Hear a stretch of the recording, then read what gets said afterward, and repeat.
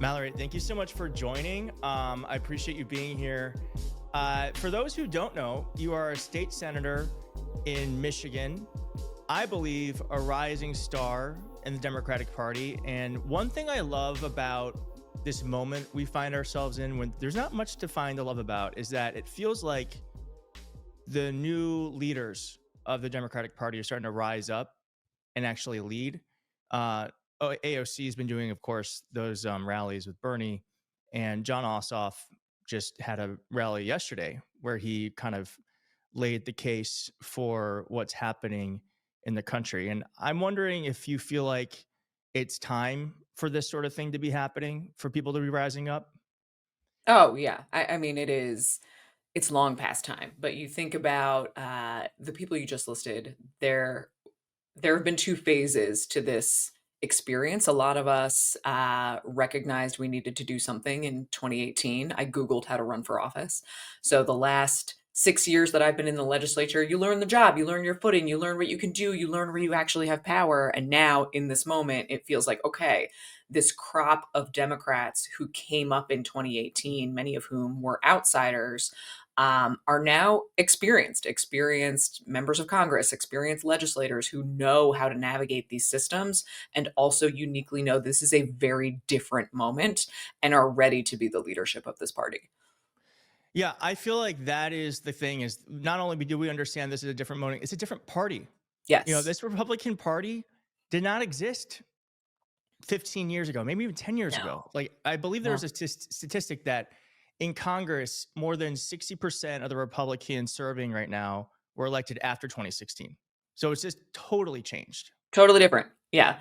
And I got elected in 2018 in Mitt Romney's hometown. I flipped a Republican district. My predecessor got won by 16 points. I won by 4. So that's a 20-point swing in one cycle. And I think a lot of the people who voted for me then were people who said, I don't recognize this Republican Party anymore. I don't feel like I have a place in it. And that's only gotten worse. So it's really not the Republican Party. It's the MAGA Party. And once we accept that, then we know that we have to respond in a completely different way. When I read this part in your book called Hate Won't Win, which is out on Tuesday, it will be Tuesday. out Tuesday 25th. Uh, I actually got emotional when I was reading this section about how you were talking to a woman who was a Republican, and she was kind of like, "Sorry, honey, I really don't want to talk." But what you did was you sat there and you listened to her. Yeah. And my mom is very MAGA, and I think the thing Democrats don't do well enough right now is listen. I think we No. love to talk, we don't love to listen. And I think there are so many reachable Republicans. And I'm wondering, like, what lesson did you take from that? I think running for office and winning a Republican district is totally different than winning, a very liberal state. Yeah, that's right. We recognized more than anything else, I had to show up and listen. I came in with my own values, I came in with my own priorities, but in order to win, gaining political power is math. You need to have the votes. And in a district like ours, I needed to go out very clear eyed about just getting to know people and what they care about. I think that too often the Democratic Party is the party of, well, actually. Like, imagine all of last cycle, people were Totally. telling us grocery prices are too high. I can't find the job that I want. Everything is too hard. Housing prices from just 2019 to now have doubled. And we're sitting there like, well, actually, the economy's doing really great, in case you didn't. And people just, it's such bullshit and it's so disingenuous and you're not listening to people. And what I took away from that interaction, this was one interaction on a doorstep that probably took upwards of 45 minutes, which my team did not like very much because then I was not knocking as many doors as I needed to. But this was an older couple who had been Democrats. They admitted this, decades ago. They were members of a union, but that over time they felt like Democrats had become too elitist. They didn't listen to them. They told me that their son was a border patrol agent on the southern border, that they are gun owners, um, that they just felt disconnected. But they eventually said, as I was nodding along, um, that their daughter-in-law was a teacher and that her job was so hard and there were too many kids in her classroom and she had to buy her own supplies to decorate the classroom. And I finally said to this couple, there's a lot of things that we disagree on, but I can do something about that. I care deeply about teachers. Teachers, particularly in my public school, made me who I am today. And they looked at my literature at this point, and it had a picture of my husband and I and our rescue dog, who's a 60-pound pit bull. And this woman immediately called her husband out and she said, "Honey, you got to meet this woman." And she pulled their pictures of their dogs off of their mantle and she was showing me all of the dogs that they had rescued.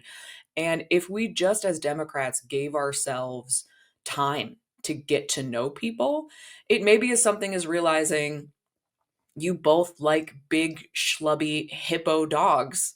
And that's what we have in common instead of just lecturing people all the time. What I like is that you are using the internet in a way that I think is authentic, and you speak to people in a way that they're used to being talked to by other people who use the internet authentically. And you're also doing it in a way that I think is really approachable. And again, you're not doing like a well actually. You're Yeah. saying you're trying to explain things to people so that they can have a better sense of things. And also you're taking questions and then you're Yes. just putting them out there and explaining either issues or even just things about your personal life. I just think it's so compelling, and something that I think politicians don't do enough of is put themselves out there in that way. Thank you. I mean, I was talking to somebody about this and, how you square, because the critique of me, I think, from some um, old guard Democrats in leadership is, oh, she's very online, right? She does a lot of social media, as if that's a pejorative. And there's a big difference between, I'm not on Instagram or TikTok doing dances or doing the like, we let the Gen Z staffer write the script, or trying to just piggyback on whatever trend so I get likes and shares. I started doing these AMAs, Ask Me Anything, right around the election. Actually, because my husband called my mom the day after the election and said, "Mallory's in a really dark place. Can you call and give her a pep talk? Like, we need her." And I just picked my phone up and I was scrolling. And I don't know why, but I just popped up a question box and said, "Today's a really hard day. Ask me anything." And I immediately got hundreds of questions from people all over the country who were similarly scared and angry and furious and just wanted to know, are we going to be okay? What are you doing to be okay? And then it's grown every day since then. So at least once a week now, I try to pop open another question box and I try to pick a few different types of questions every week where, no question is off limits. Nothing is too simple. I think somebody asked me once about how long it takes me to get to DC, and I work in Lansing. I'm in the state legislature.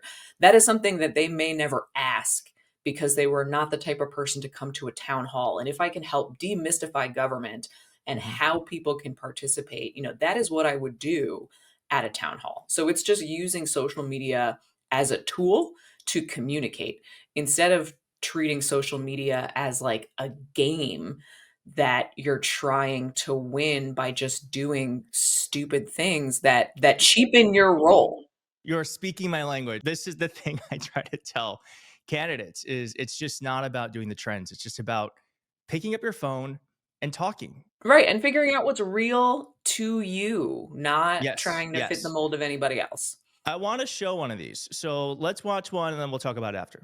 I do think part of it is generational. There is a stark difference between people of older generations who fundamentally believe that systems and institutions work for them and people in the millennial and younger generation who don't believe that systems and institutions work for them. So, as a millennial, I am part of the first generation that, by and large, has done worse than our parents. There are a lot of people in my generation who did everything right, worked hard, went to school, went to college, tried to get a career, but now can't afford to buy a house, can't afford to start a family. We see our birth rate declining, and there is just not a belief in institutions and systems. And I think that that is a very stark difference between the current leadership of the Democratic Party that fights tooth and nail to defend institutions and systems against a Republican Party that doesn't believe in them and wants to blow them up. I guess point blank, do you think Chuck Schumer should step down from leadership? I do. This is a moment when, as we said at the top, I mean, this is a very different Republican Party. This is a very different Democratic Party. This is a very different reality and a very different country. And this is about more than just one vote. This is not about the CR. It is the time for new leadership across the board, point blank. I agree. And I mean, I don't listen, I don't know how Congress works. I've never worked in Congress. And so I know that there's like all these technicalities around how these things work, right? But when Nancy Pelosi is saying, "Hey, I never do a deal if I'm not getting anything." I just feel like we are in such a different place now. And I'm glad that you're saying that, because I do think it's going to take more Democrats coming out to say it in order to make it possible, because I do think that we are in this like situation where we have to be fighting, and it doesn't feel like that's what leadership wants to do. They just No, want well, to and hope it there's gets better. examples of this working. Nancy Pelosi recognized when it was time to step down from her leadership position, even when she wasn't done, right? And in a state like Michigan, we've now seen for 2 cycles in a row, Debbie Stabenow, incredible senator, very effective, recognize that in a state like Michigan, we have built up a bench of incredibly talented, capable Democrats. So she decided not to seek reelection, and now we have Senator Alyssa Slotkin. Gary Peters decided he would not seek reelection, recognizing that he may be the young gun in Capitol Hill at, I think he's 63 now, but that is the age when most people want to retire. Hmm. And it is, he's worked incredibly hard. But again, we have an incredible, talented bench here in Michigan who are more than capable. And I hope we start to see more of this, where it doesn't require a fight. It recognizes that, Chuck Schumer has worked incredibly hard and fought tooth and nail for so many people throughout his career. And it can also be time to pass the baton. This is not, a negative on Chuck. This is, how do we support building a party where we are always thinking about succession plans? What's the next generation of leadership, and how are you supporting making that happen? I guess to Nancy's credit, you're right. She did step down, but Chuck seems completely incapable of just like looking at the situation he's in. And so I think it is just going to take more of us to getting loud in order for him to maybe see the things as clearly as we all do. You went viral. I'm going to show the clip. I'm going to show a little bit of it. You went viral in 2022. And let's just watch it, and then I have some questions about it afterwards. I didn't expect to wake up yesterday to the news that the senator from the 22nd district had overnight accused me by name of grooming and sexualizing children in an email fundraising for herself. My mom taught me at a very young age that Christianity and faith was about being part of a community, about recognizing our privilege and blessings and doing what we can to be of service to others, especially people who are marginalized, targeted, and who had less, often unfairly. I learned that service was far more important than performative nonsense like being seen in the same pew every Sunday or writing Christian in your Twitter bio and using that as a shield to target and marginalize already marginalized people. So who am I? I am a straight, white, Christian, married, suburban mom who knows that the very notion that learning about slavery or redlining or systemic racism somehow means that children are being taught to feel bad or hate themselves because they are white is absolute nonsense. That still slaps. It still slaps. Wow. Talk to me because that went so viral that you were like Crazy. on the nightly news, right? Yeah. That must have changed the way that you saw your job, right? Oh, 100%. So to put this into context, this was 3 years into my first term. Because I had flipped a Republican district and because I was relatively outspoken and I didn't kind of fall in line, this was at a point where I had introduced 49 bills on every single issue I had run on. The Republican majority had not even granted me a single bill hearing, let alone the ability to pass anything into law. I had already regularly been targeted. There was a mailer that went out about me in my first campaign that had a picture of me drinking a margarita by a pool, and there was a curling iron on it that said, "Vote no on McMorrow." So, I was kind of used to being a punching bag, but there was something about this accusation from another woman, another mother, accusing me, a mom, of, let's call grooming what it is, befriending a child for the purpose of molesting them, was Mhm. so beyond the pale. And I had already felt like I had let so many people down and that I had failed at this job that I went into this thinking, if I'm going to go down, I might as well go down swinging. And I might as well try to fight for, the LGBTQ kid in my district who is hearing all of these horrible headlines and seeing the news and who can't defend themselves. So I wrote the speech down, I gave it, I posted it online like I usually do and thought like, well, that's it. I'm going to go back to my old job. And it went crazy viral. Like within 24 hours, it was viewed more than 10 million times. I was Wow. all over, national news, international news. I was on The View. Jimmy Kimmel did a bit about it. Fox News called me liberal Karen with a headband. And then my mailbox, my P.O. box was stuffed for weeks with letters of people all over the country telling me their life story, Democratic, Republican, religious, non-religious, about what this meant for them. And it completely changed the trajectory of not only my job, but my life. It dragged me back into this and it showed me, I thought that I was powerless heading into that moment. And I learned that it had nothing to do with my title, that we can all use our voice and stand up and rally others to join with us. And that was pretty powerful. Yeah, I mean, I'm also like we'll call it a child of Trump. I'll say like I got into politics post Trump in 2016 because I saw what was happening. It Yeah. just wasn't the country that I identified with. And so it does, like, and now I'm doing this, and like you were like, I'm just gonna go to the Women's March in 2017, and Mhm. slowly but surely you developed your own footing to your what is now like your political career. And you're now, I consider, like a rising leader in the Democratic Party. And thank God you're here. Anyone who's watching this, you have the power to make a choice about the kind of country you want to live in, the type of state you want to live in, the city you want to live in. And you're just a great example of that because you're not I don't believe you're from like a political family. You Oh just God, no. decided one day to I want to run. I think I can make a difference. And you are. And Yeah. I just think it's incredible. Thank you. And a huge part of the reason, I wrote this book that I have coming out is exactly for that reason. I think my biggest fear with going viral, hey, thank you, was that I think people might see, just that 4.5 minutes, having never known anything about me before, and think, wow, that's so great. I could never do what she's doing. And my mom said something to me, I called her a lot and I had to call her on the way home from work and say, "Oh, I had to give a speech about you at work." And she was like, "What do you mean?" And explaining this thing to her. And as everything was unfolding, she said, Mal, this is great. It's not going to mean anything if millions of people watch your speech and they don't do the same thing you did." And that stuck with me. Okay, mom. So go off, mom. Yeah. And so the book is just really demystified. I had no idea. I have no background in politics. I think like a lot of people, 2016 was a wake up call for me that I wasn't doing enough, that I wasn't participating. I paid attention, I voted, but I lived a very different life. So I Mhm. Googled how to run for office. I went to the Women's March. I had never been a protester. So I was terrified. So I called friends who were protesters and said, like, what do I need to do to prepare?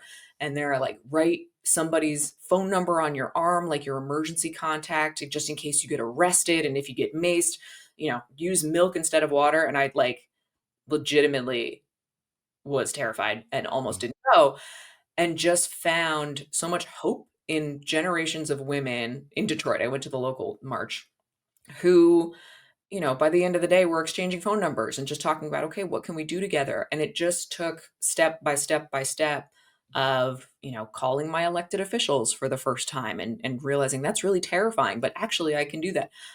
Having a citizens lobbying day with my legislators through Moms Demand Action. And it's like building up any muscle to do anything. You just start anywhere and you keep going and you keep going and you keep going. And if we don't do it, then there are going to be really horrible people that create a really horrible version of this country because they're the only ones doing it. That's right.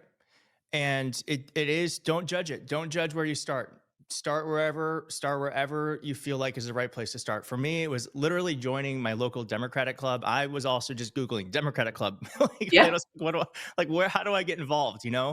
And if you are asking yourself that and you're watching this, Like, how can I get involved? Just do it. Like that is the first step. Awareness that you have the desire to lead or the desire to make things better. And then the next step is just doing one action and And just there's no letting that perfect action. first action. I think Right. people wait. They're like, what's the right thing to do? There isn't. Just try one thing. Maybe it works for you. Maybe you love your Democratic club. I got an email from somebody last week who said, oh, I went to a Democratic club like you told me. I didn't really like it. What else is there?